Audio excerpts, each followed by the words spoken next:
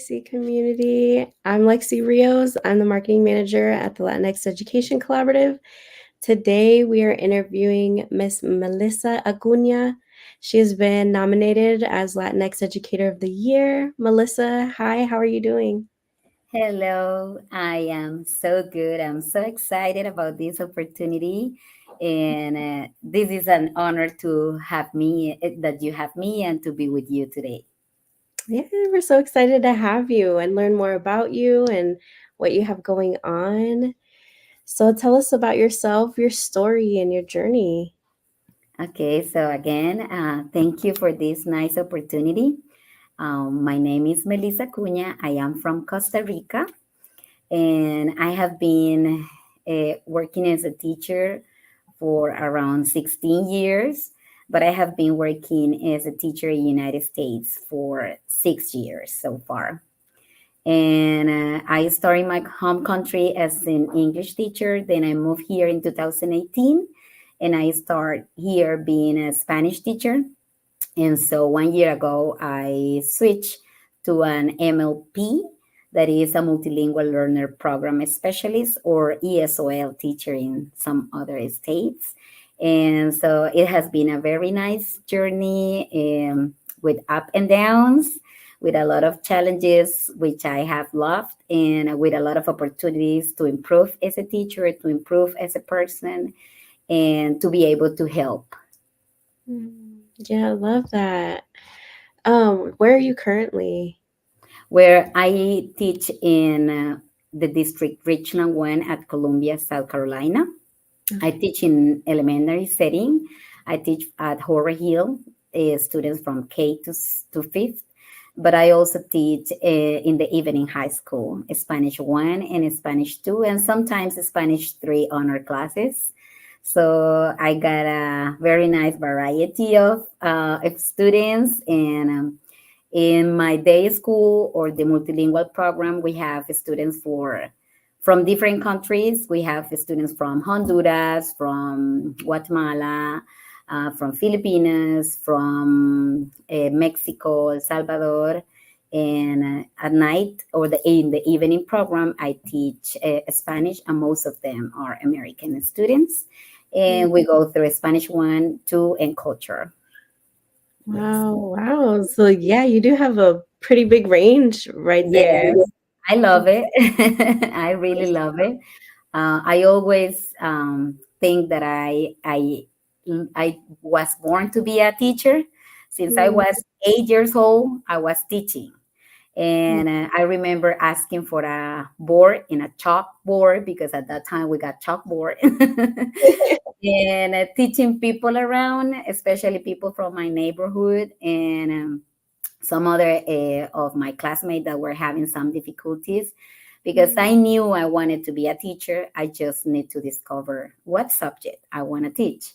And but I always got the passion to teach, and to play, that you are in the school and all your toys are your students, and then you are the teacher.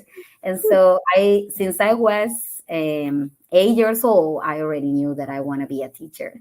Wow. Awesome. So it's your thing, it's your calling. Yes. Awesome. And I enjoy it too much. I think that when you got love for what you do, you Mhm. enjoy everything, every single thing. So um, my journey here in United States has been so nice. When I get here, of course, I have to adapt to everything. But at the same time, you learn a lot, and you have a lot of opportunities. And I think this is something that the country, or the district where I am, I have been able to have and take advantage of. So, creating community. So I start being part of the South Carolina for Language Teaching Association, and start delivering conferences there for international teachers and world languages teachers, especially about classroom management, and some other tips and strategies to have your students engage when teaching a second language. And then I start also working with NAIL, that is the networking for early language acquisition. And so I also work with them in some delivering sessions. And this is something that has helped me a lot and also has helped me to build relationship with other colleagues and make community. And so in the district, I am also helping the international teachers that get here, and so giving some tips and strategies to enjoy the journey in United States. Oh, I love that. I love that you're supporting, other educators to better support students, and that's awesome. I love it. It's good to hear that you have a community too and that you're able to build with that Yes. too. Well, how do you feel about being nominated? Well, I'm so excited. This is a very nice nomination, especially because it's a way that we can represent our culture, that we can show what we are doing in our classrooms, that we are doing amazing things, that we are working, representing all our Latino community, and that what we are doing is being seen. And so that's something that I really enjoy, and I feel so excited about all people that has been nominated and watching all that they have been doing, and that we as a community are doing, that we are making difference in the life of many of our students. And so I'm so excited. I was elected Teacher of the Year in my school in 21, 22. And so that was Congratulations. also so excited moment. And well, I cannot be more excited about this, about being able to share my culture and to show what we can do in this country. I love that. Congratulations. Thank That you. sounds very well deserved. I want to read you some snippets from your nomination, some of what the people who nominated you said. So someone says, she is the best teacher ever, making a huge impact on her community and students. They said, you're a great teammate and you're always looking for opportunities to improve and be the best for your students and your school. You help support international teachers in your district. You partner with Teachers Association to deliver conferences where you can always help and make a difference. It says she is always looking for opportunities to grow and support in the education field. And then they say that you're an exceptional teacher that makes an impact on your students' hearts and the teachers around you. And not just from books, but from your heart, and that you look at students uniquely and you give Mhm. all that they need for opportunities to learn, no matter what their circumstances are. And I really like that because, well, I think this is something that happened to me as a student, and also as being, because I was an ESOL student at some point. Mm, And so I think I got a teacher that made a huge difference in me, that saw my potential, that believed in me.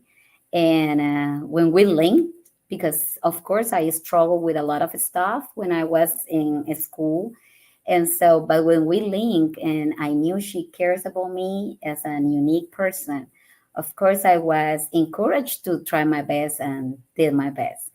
And so that's also something that I always see in each of my students. And so I'm always thinking about how can we move forward? How can we improve? And how can we believe in you as a unique person that got your own needs, and then we can have you succeed, because everybody can learn and everybody can succeed no matter the circumstances. Just we need to know which one is the best way, and of course never give up. So because I got a teacher that never gave up with me. And as I said before, I'm from Costa Rica, and I am from a school that was, I would say, was a humble place, a humble neighborhood, humble school. And sometimes we can hear stuff like, this school, many of these students do not graduate, or many of these students are just finishing high school and they don't go to college. So somebody believed in me at that point in that school. Somebody believed in my dreams, Mhm. and that made me feel like I count, that I had the potential to do it and to dream big. And so I'm here. I'm Mhm. here, never forgetting where I am from, where I came from, and all that all those people did for me, my parents, those teachers that inspire me to make a difference. And then those models made me think one day I'm gonna be a teacher, and I'm gonna be that teacher that people will say, I want to be like that teacher. And I Mhm. want to be inspired, and I want to keep inspired. Because for me, this profession is the most reward that we can have. And many times, uh, of course, we know we have a lot of work, but just small accomplishments is the best payment that we can have, the best reward. Mm. I love that. I love that you're giving back to what you know has helped you through your journey and giving back to your students and seeing them the same way you know someone saw you. I love that. So you touched on this a little bit. You talked about your students seeing you and being that inspiration, right? And some of that is a part of representation. Um, so why do you think representation matters? It really matters how they see us, how we model them. Um, I think that having the representation of our culture in each of the schools that we are, it's going to matter, and people is going to learn from us in all settings. So in my school, I have tried to bring in all the culture with food, with dances, with really nice stuff that I want everybody can be able to see and to enjoy. So, for example, for Independence or Hispanic Heritage Month, so we do a Hispanic Heritage Independence Parade where the Mm, 21 countries are represented, and mm, everybody can come and dress with their country's flags, with the t-shirts and everything, and be seen and represent their culture. So it wow. has been a very nice event in the school, and the district is coming to us to see what we are doing and be part of it, because then they know that we are representing our culture in our school for each of the students that we have. And so this gonna make a sense of belonging to our students, because they know that what we are doing matter, where they are coming from matters, and what they know it matters. And I always tell my kids now that I'm teaching English as a second language, that they need to remember that the language that they already have, it Mhm, matters. mm, And this language is making what they are, what we are. And so representation for me is really important, that they see we are here trying the best for our kids. And we are always looking for better conditions for them, for better way to teach them. And being a model of a Latino teacher in this country for me is like, okay, she is a teacher, but she is a Latino teacher. mm, And she has been selected as teacher of the year and is a Latino teacher. mm. Because if we can make that community, we can build that relationship with everybody, and we can represent this well what we are and where we are from, of course, it matters. Yes, absolutely. I love that. So you're talking about representation as the top thing, right? And then making sure that all these other things also matter through that, through just being that representation. That's so Yes. true. creating that sense of belonging, that's a Mhm. big thing, ultimately that's what it does, and Yeah, that's and make our kids feel proud of it, right? This proudness, feel so proud of what we have done and that we what we can do. And Mhm, as I said, we always celebrate the small accomplishment because no matter how small it looks, it is an accomplish. mm, And it's accomplished for them. And those are small celebrations that we must have every day in for our students and for us. mhm. Absolutely, absolutely. So I also heard you talk a little bit about this question too. You were talking about building the right conditions for the advancement, right? For their full success. What do you think? How do you think that we build that, the right conditions for the Latinx youth?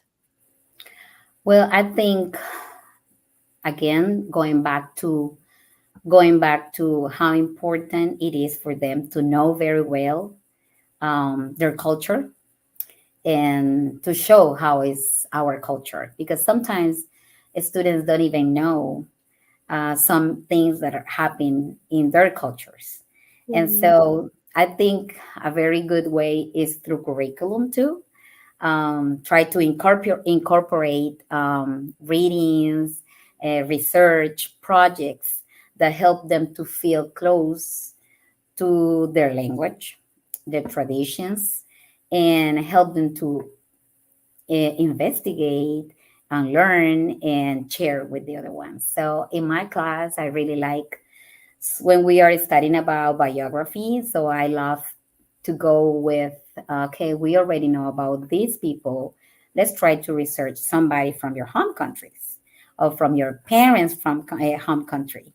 And so we enjoy too much doing the research, and then we create posters about it, and then we make a presentation about what they have done. And that's why I'm a fan of Hispanic Heritage Month because we can show a lot of the very nice talent that we have in our culture. So mhm, I think that when the kids got all that knowledge and when they are able to see through all the readings, through all the curriculum, and to integrate all this, we are able to learn and to have them close, and especially to be able to experience the culture and experience the language and feel so proud of this. I always said that if you speak two languages, you got a superpower. mhm, And so when I get newcomers, I always tell them, don't worry, you will get through it and you will got it. You got this. You're going to be able to learn the language. You're going to be able to speak both because you are so smart. And a language barrier at the beginning is something common, but then you're going to have another superpower because you're going to have another language. So you're going to be able to go back and forth in two languages, to think in two languages, and speak in two languages. And that is a very nice skill that is going to make you different, but it's going to make you also have a lot of opportunities in your future life. So I think that when they are aware of this, when they know this is a superpower, and I would say, look at me, I'm here because I knew a second language. So you can be a really good model and inspiration. And I always, nothing is impossible. We can do all that we want to do if we try our best, if we work hard, and if we go with challenges, because of course we're going to have them. And so I think when we got the students being able to expose to all this, is mhm. when they really got all those conditions to be able to learn. And we are not talking about content; we are talking about learn about everything as a single thing, right? Mhm. Integrated. Integrating, yes, absolutely. I can agree with that. Showing how important it is with the language and the culture, Mhm. and you yourself building that culture of like accepting and, like you said, integrating, like that is you building the conditions for them Yeah. to be successful. And I love that. It sounds like it's really fun to be in your class. I enjoy too much. So I have one last question for you. What keeps you going? Oh, it's a lot. I think I don't want to stop, and that's something that keeps me going. I am always looking for opportunities to learn more and more. So when I get here, I said, oh, I really need a master in TESOL.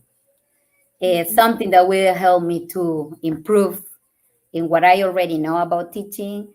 And I always dream with a master in TESOL in the language that I love, that is my second language, that is English. So I went through it and I learned it. And I got my master in TESOL. Then I went to finish a master in administration, just as a way to know about some opportunities about how to help our community. And so I'm always looking for something that help me to be the best teacher I can be for my kids. And I think it's never enough because everybody is unique. So everybody will come with something different, and I need to be prepared for that. And when I see some of my kids succeed, that's all that I need. That's all that I need for feel that I don't have to stop, that I need to keep going. When I see a student that starts speaking their first words in English, that made me so excited. But at the same time, when I was teaching Spanish, when I see the students start recalling the words that we were, that was so rewarding. And I always think about how if I were one of those kids, what kind of class will I like to be? And so when I think in that, I said, it's a class where I feel safe, where I can learn, where I can integrate and apply what I'm learning. And so when I see my students living all this keep me going. This made me feel that I need to keep going. I need to be the smile that they need, the joy that they need. So those 45 minutes are gonna be the best 45 minutes in their day. So that's what keep me going and enjoying every moment with them. And it's not like I know it's my responsibility as a professional, but it's like it's the love that you put on that responsibility that you have. In all that you do with love, that's when magic happens. Yes, I love it. Oh, thank you so much for letting us get to know you. This sounds like a very well-deserved nomination, of Oh, course. thank you. Excited for you. Anything else you want to share with us today? I think I cheer a lot. I just want, I always dream with being able to inspire more kids, but at the same time, to tell the teachers to not give up. Sometimes we need a break. Sometimes we have days that are harder than other ones. But then I always suggest that when we have a day like that, we need just to stop for a moment, breathe, do something that keep us relaxing, and then start over next day, keeping in mind why we choose this profession and what was the motivation that we got to come to a classroom and help our students. And I always say that every student deserves a champion, and teachers are the best champions for them. And as the same way I got a teacher that believed in me and inspired me to be where I am now, so we can be that inspiration and that believer for one of our kids. and for one of our students. Amazing.